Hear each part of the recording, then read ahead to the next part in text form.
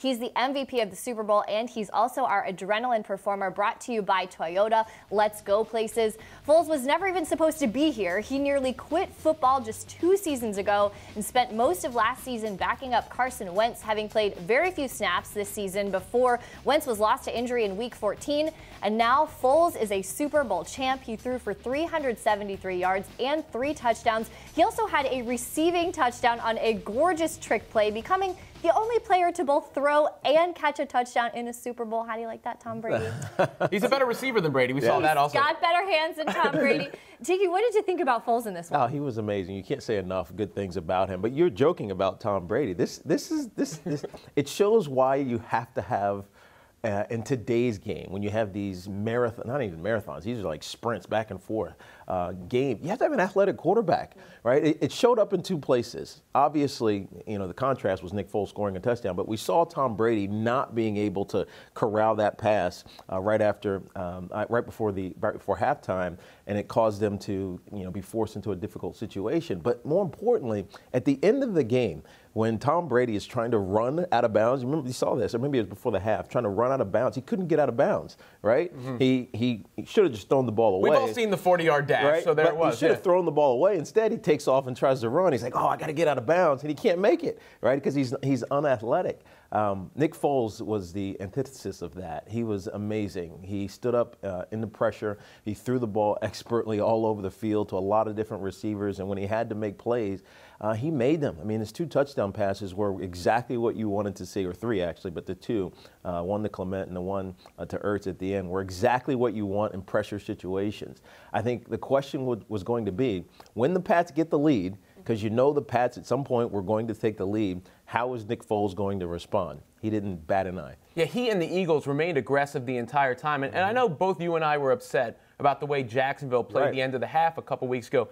Eagles totally threw that sort of script out the window, and they kept pushing it. I mean, Pederson making calls 4th and goal from the 1, obviously, the trick play. The Philly special. With Foles. And then in the second half, they went for a 4th down. It wound up with an Ertz completion. Yep. How much credit do you give Pederson? Because you're trying to beat the New England Patriots. You got to score. I mean, for Nathaniel Hackett and Doug Marrone down in Jacksonville, let's face it, they don't have Nick Foles at quarterback. They have Blake Bortles, who is not as confident or competent in those type of situations.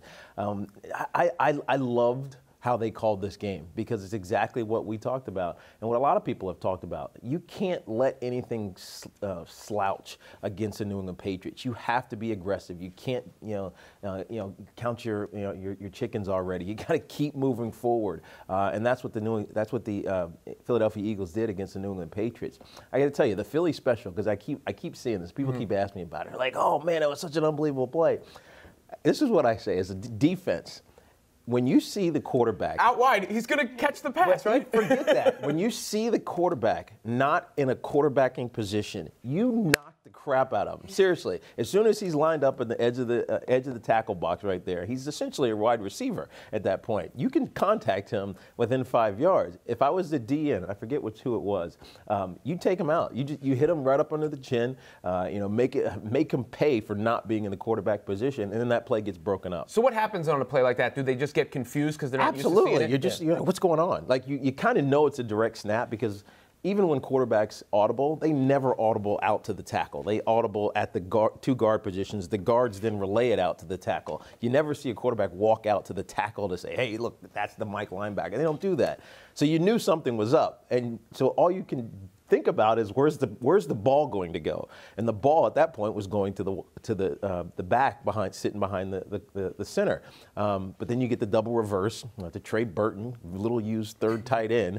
College quarterback for you. College quarterback who threw a touchdown. I had a couple of buddies that were doing the daily fantasy things. They had to pick up one bad player. They got him, so he got a touchdown pass. I think it actually helped them win too. So yeah, when you get those abnormal type formations, especially with the quarterback, you have to attack the quarterback, because you know something's going to happen involving him.